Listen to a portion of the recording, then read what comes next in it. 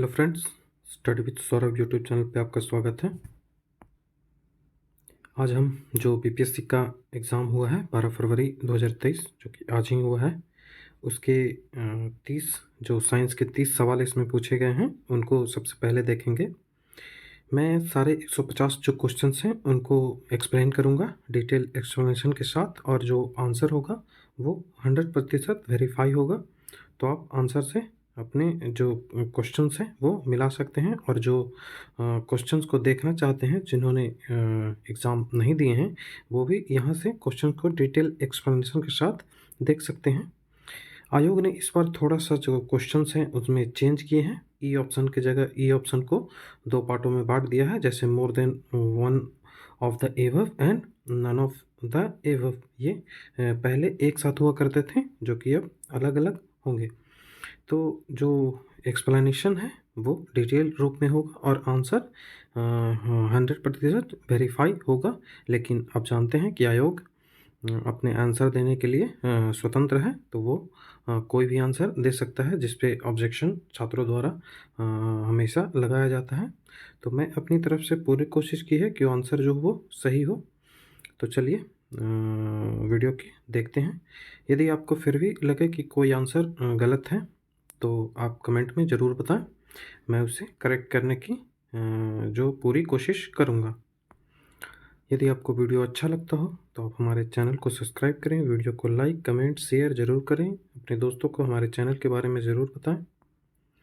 Video का PDF चाहिए तो आप हमारे टेलीग्राम चैनल से जुड़ सकते हैं, वहाँ मैं वीडियो का पीडीएफ डालता रहता हूँ, तो आप टेलीग्राम चैनल से जुड़ सकते हैं।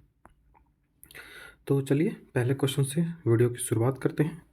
पहला क्वेश्चन है कि जो कंकाल के वे हिस्से जो हड्डियों की तरह सख्त नहीं होते और उन्हें मोड़ा जा सकता है वो क्या होते हैं? तो वो कार्टिलेज होते हैं। जो ह्यूमन बॉडी है उसमें 2 टाइप के होते हैं। जो बोन है, जो स्केलेटन सिस्टम होता है उसमें 2 टाइप के होते हैं, एक बोन होता है वो और एक कार्टिलेज होता है।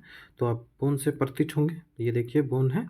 और जो कार्टिलेज होता है वो जब जैसे आप अपने कान को देख सकते हैं, जो कान के जो मसल्स होते हैं, जो कान के जो कार्टिलेज होते हैं वो वही कार्टिलेज ही मुड़ते हैं, ठीक है, वो फ्लेक्सिबल होते हैं, ठीक है, तो ये कार्टिलेज होते हैं। तो यहाँ आपका आंसर बनेगा सी ऑप्शन कार्टिलेज।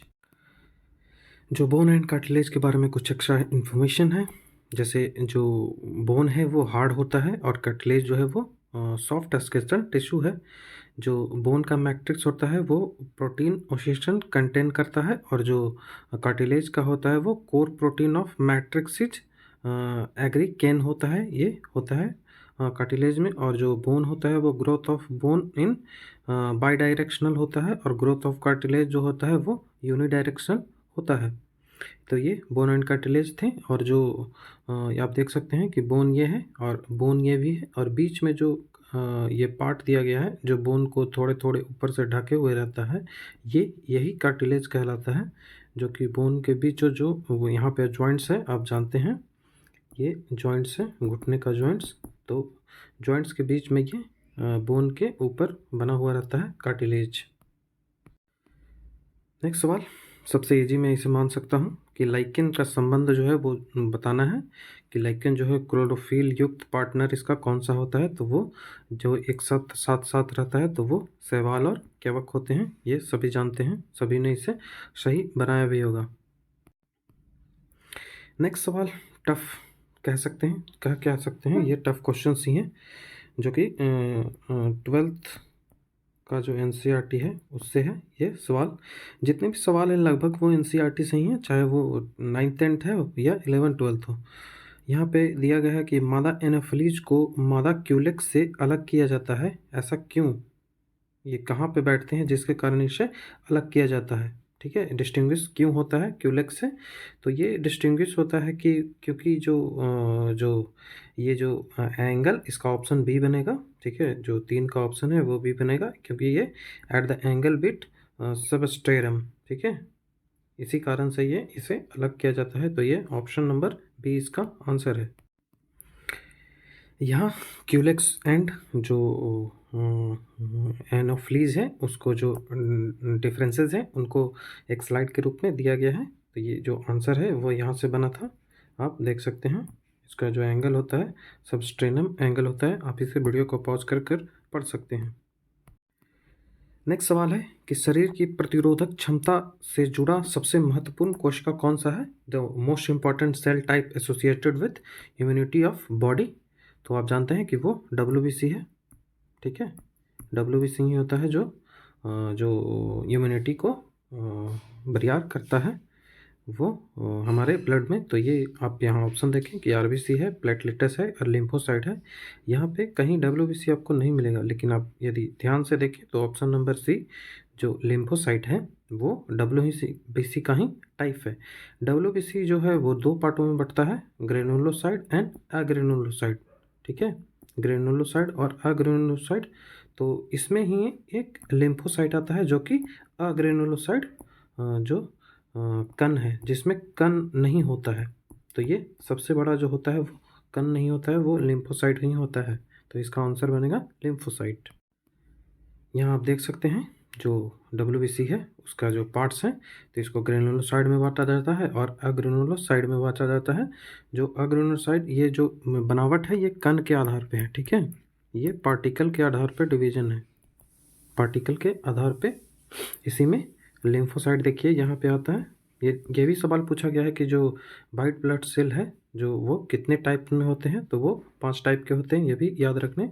तो लिम्फोसाइट जो होता है इसमें भी आगे जाकर 3 प्रकार से डिवीजन होता है, B lymphocyte, T lymphocyte and natural killing cell. ठीक है, यही जो होता है वो इम्यून सिस्टम को जो है बरियार मजबूत करता है। ठीक है, तो ये जो वाइट ब्लड सेल के बारे में हुआ। जो ब्लड है वो कनेक्टिंग टिश्यू है, आप जानते ही होंगे। यहाँ एक ग्राफिक्स से बताया गया है कि जो वाइट ब्लड सेल है वो कैसे होते हैं। इससे आप जो मोनोसाइट है, लिम्फोसाइट है, इओसिनोफिल है, बेसोफिल है, न्यूट्रोफिल, उन सब के बारे में आप जान सकते हैं इस ग्राफिक्स से। नेक्स्ट सवाल है कि मानव शरीर की जो मांसपेशियां होती हैं उनके बारे में निम्नलिखित में से कौन सा गलत है। यहाँ गलत पे ध्यान दें। जो which of the following statement is incorrect. ठीक है, इनकरेक्ट अबाउट ह्यूमन मसल। जो मसल होते हैं आप जानते होंगे कि ह्यूमन मसल जो होते हैं लगभग 330 प्लस होते हैं। ठीक है, जो ह्यूमन बॉडी में मसल्स होते हैं वो लगभग 630 प्लस होते हैं। ठीक है, 630। तो ऑप्शंस को देखते हैं कि कौन सा इसमें गलत है। तो जो मसल्स होते हैं वो एक साथ काम करते हैं, ये सही है। Muscle become shorter and stiffer and thicker when contracted. जब मसल सिकुड़ता है तो वो छोटा और सख्त बन जाता है, तो ये भी सही है। लेकिन muscle can only push the bone, ये गलत हो जाएगा। ठीक है, muscle can only push the bone, ये गलत होगा। तो इसका आंसर बनेगा ए। ठीक है, इसका ऑप्शन बनेगा ये, मांसपेशियां केवल हड्डी को धक्का नहीं देती है, ये गलत है। यहाँ आप देख सकते हैं जो ह्यूमन बॉडी में लगभग 630 प्लस जो मसल्स होते हैं, मसल्स का 3 पर्पस होता है। वो बॉडी के मूवमेंट, बॉडी का शेप और बॉडी को जो टेम्परेचर है उसे मेंटेन करते हैं। जो मसल्स होते हैं वो कई टाइप के होते हैं, जैसे आप यहाँ देख सकते हैं डेल्ट्स मसल हो गए, जो चेस्ट हो गया। यहाँ पे आप जो थाई का मसल देख सकते हैं। ठीक है, ये थाई का हो गया। तो ये सारे जो बॉडीज़ के मसल हैं वो इस स्लाइड में दिए गए हैं।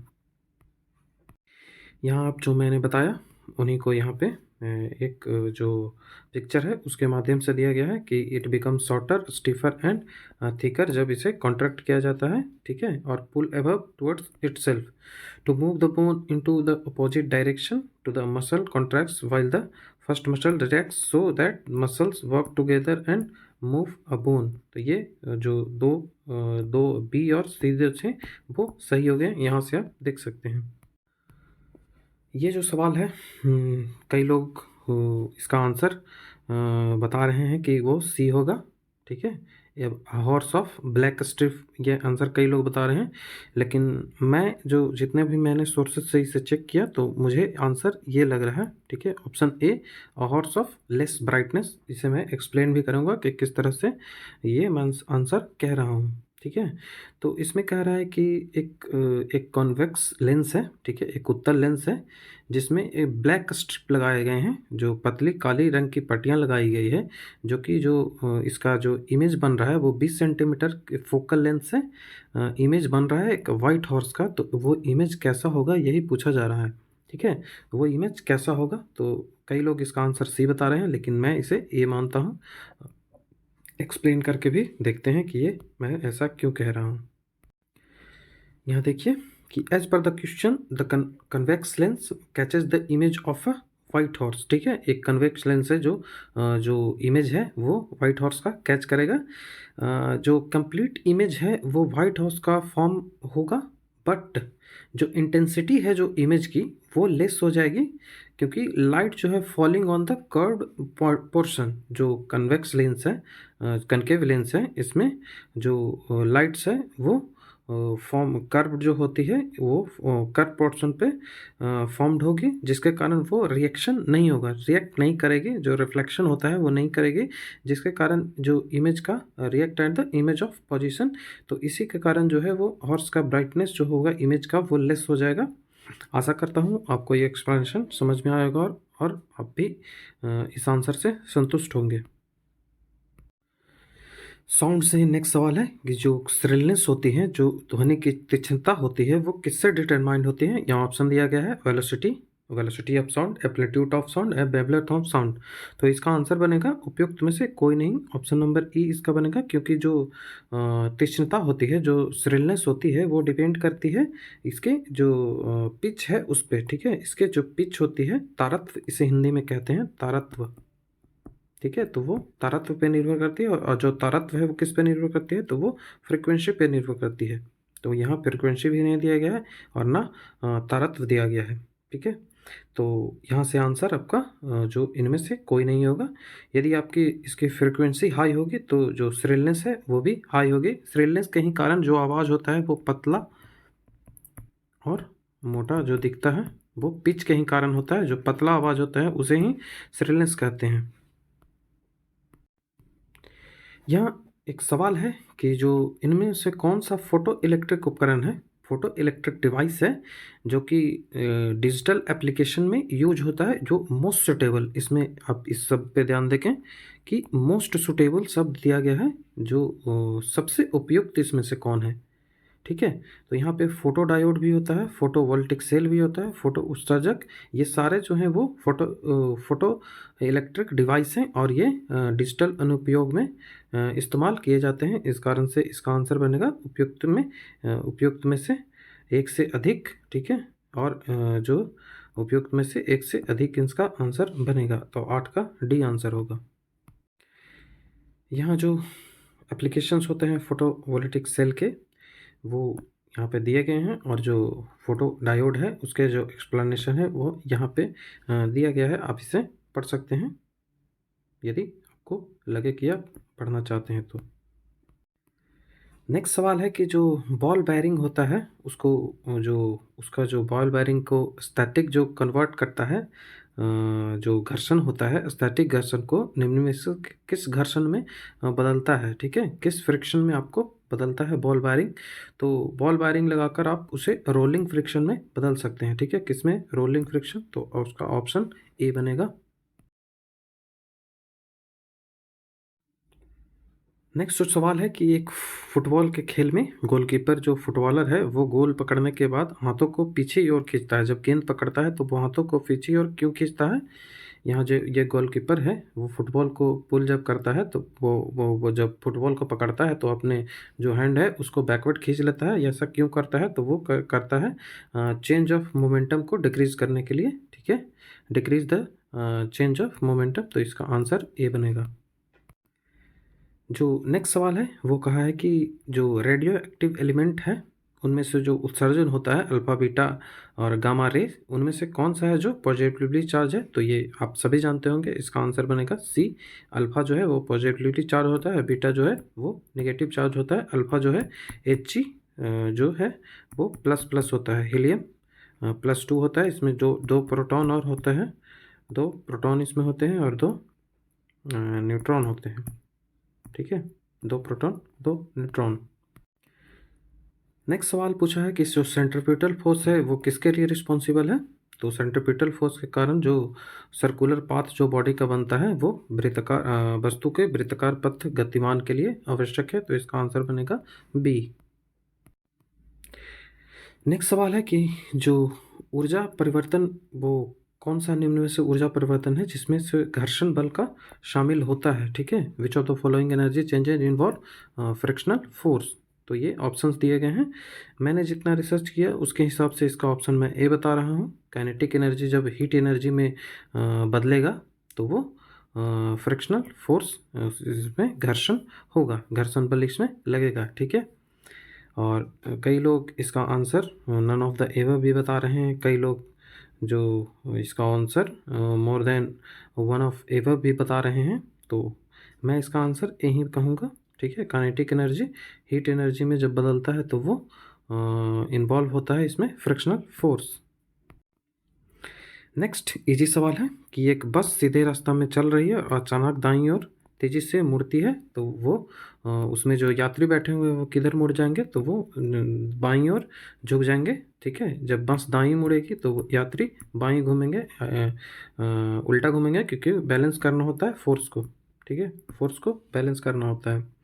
जो सेंट्रीफ्यूगल फोर्स लगता है, ठीक है, इसमें जो सेंट्रीफ्यूगल जो कि एक स्यूडो फोर्स है वो लगता है।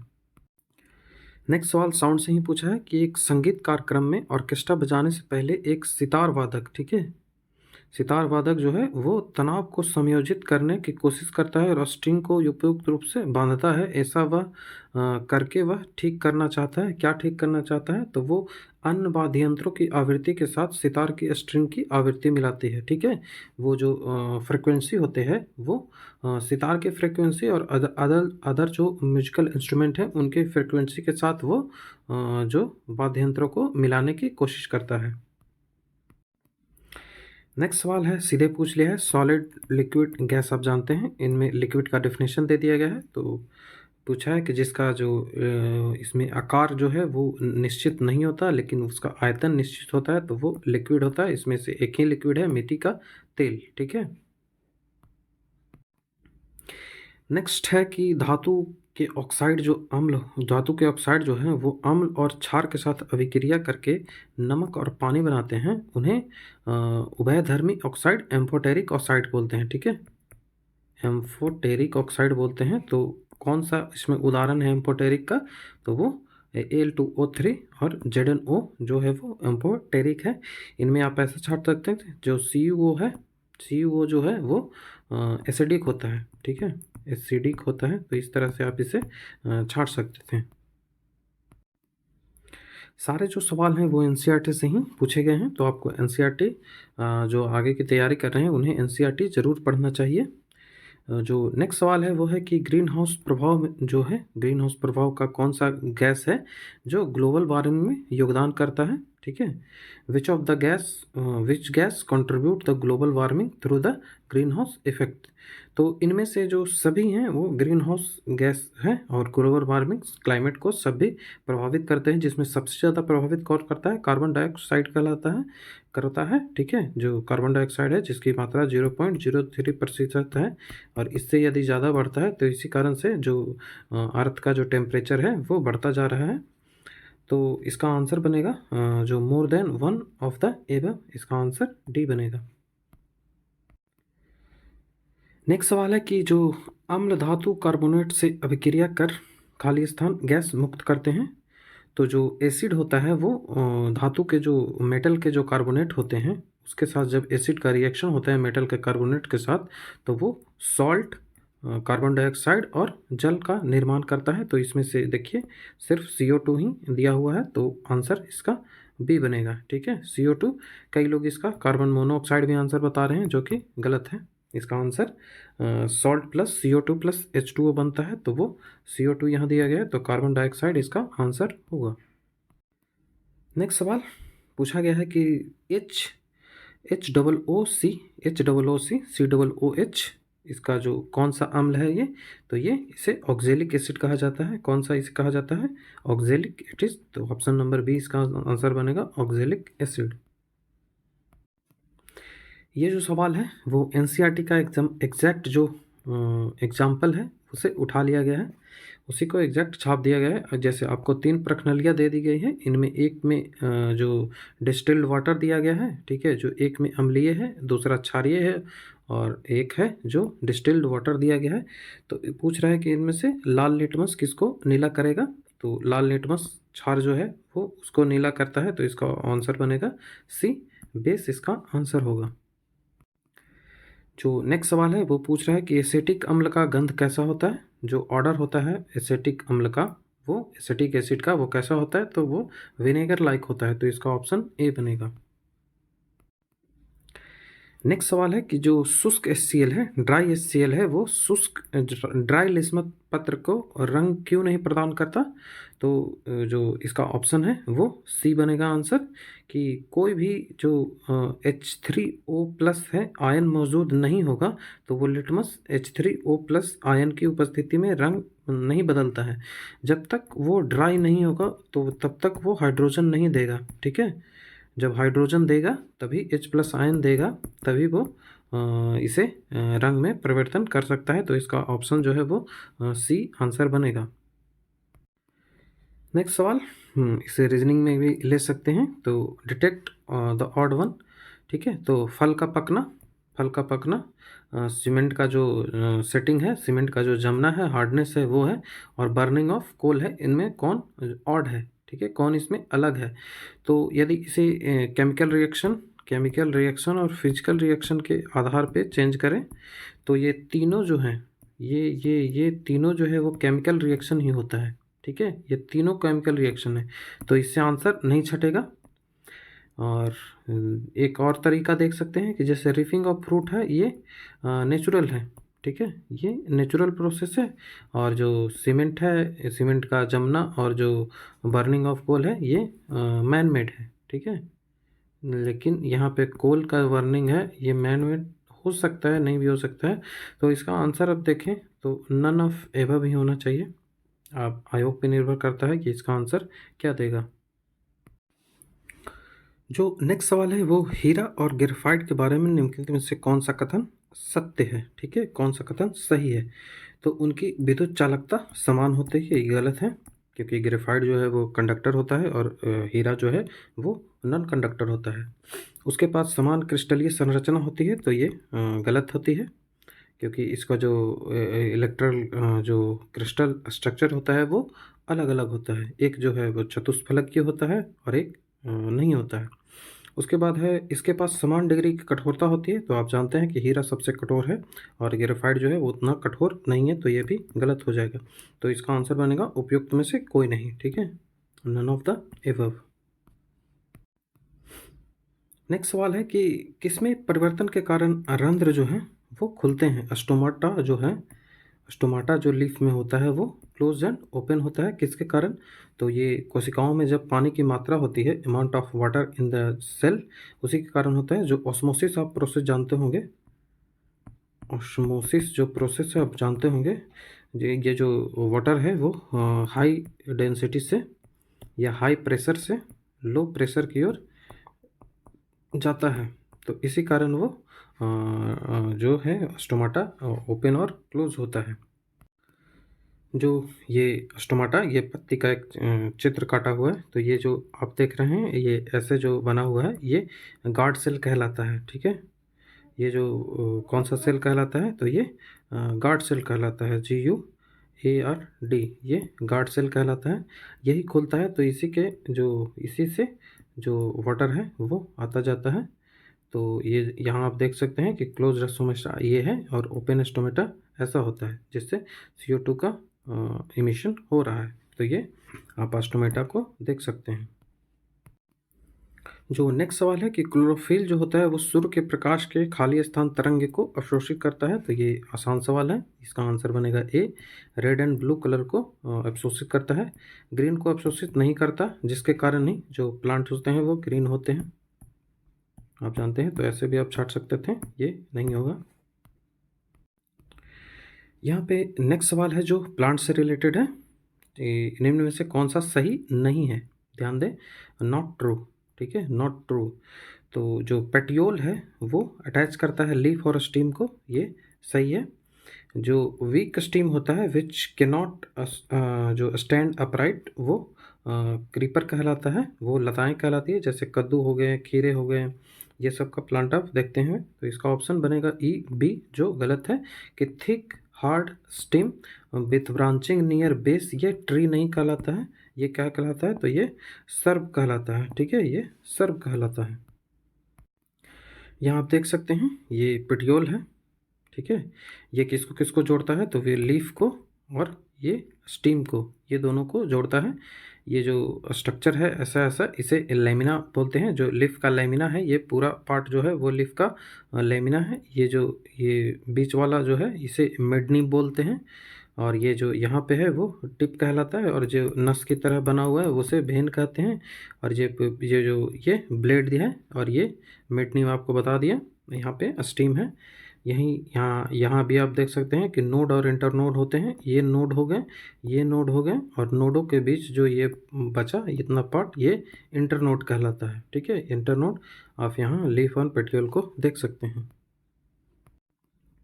नेक्स्ट सवाल है कि सक्शन पुल के कारण पेड़ों में पानी बहुत ऊंचाई तक पहुंच जाते हैं, जिसका कारण है कि किस कारण से पेड़ में जो पानी है जो ऊंचाई तक पहुंच जाते हैं वो ट्रांसपिरेशन के कारण पहुंचते हैं। किसके कारण, ट्रांसपिरेशन के कारण। ठीक है, तो इसका ऑप्शन जो बनेगा वो सी बनेगा, वाष्पोत्सर्जन। जो वाटर रीच करता है टॉप तक क्योंकि कैपिलरी फोर्स लगता है जो एसेंस ऑफ सोप के कारण। This can be explain by the theory of root pressure. ठीक है, विच डेवलप द जो ट्रेचरी हो elements of xylem due to the metabolic activity of root. तो यहाँ से आंसर बनेगा ट्रांसपिरेशन। जो ट्रांसपिरेशन पुल होता है, ट्रांसपिरेशन पुल, इसके ही कारण जो प्लांट्स में जो पानी होते हैं वो ऊंचे तक जाते हैं।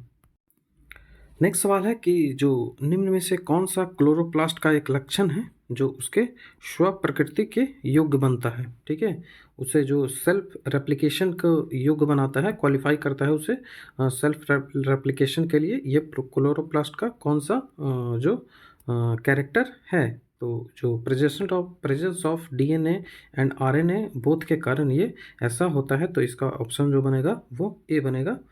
यहाँ जो डीएनए है, या आप स्टोमेटा को यहाँ भी देख सकते हैं इस तरह से। जो क्लोरोप्लास्ट का डीएनए जो यहाँ पे होता है, ये जो ब्लू ब्लू कलर का बना हुआ है, ये क्लोरोप्लास्ट का जो डीएनए है। ठीक है, जो राइबोसोम होता है उसमें आप प्रोटीन जो बनता है वो राइबोसोम में ही बनता है, आप जानते होंगे। यहाँ से आप क्लोरोप्लास्ट का एक और स्लाइड देख सकते हैं। ठीक है, जो ट्रैक्योड होते हैं उन्हें आप इससे देख सकते हैं। तो हमने डिटेल एक्सप्लेनेशन के साथ 30 सवाल जो साइंस के थे उन्हें पहले वीडियो में दिखा है। इसके बाद मैं जो आगे की वीडियोज़ हैं उसमें हिस्ट्री, ज्योग्राफी और जितने भी बचे हुए सवाल हैं उनको लाने की कोशिश करूँगा। आपको वीडियो कैसा लगा आप कमेंट में ज़रूर बताएं, और अपने आंसर को ज़रूर बताएं। और अभी भी यदि आपको लगता है कि कोई आंसर मैंने गलत बताया है तो कमेंट में ज़रूर बताएं कि कौन सा आंसर गलत है और उसे सही करें। मैं कमेंट जो है उसको पिन कर दूँगा। यदि आपको वीडियो अच्छा लगता हो तो आप हमारे टेलीग्राम चैनल से जुड़ सकते हैं, और वहाँ जो लिंक है वो डिस्क्रिप्शन में दे दिया गया है। वीडियो अच्छा लगता हो तो आप हमारे चैनल को सब्सक्राइब कर लें, और वीडियो को लाइक शेयर कमेंट ज़रूर कर दें, जिससे आप हमें मोटिवेशन मिलता रहे। तो थैंक यू।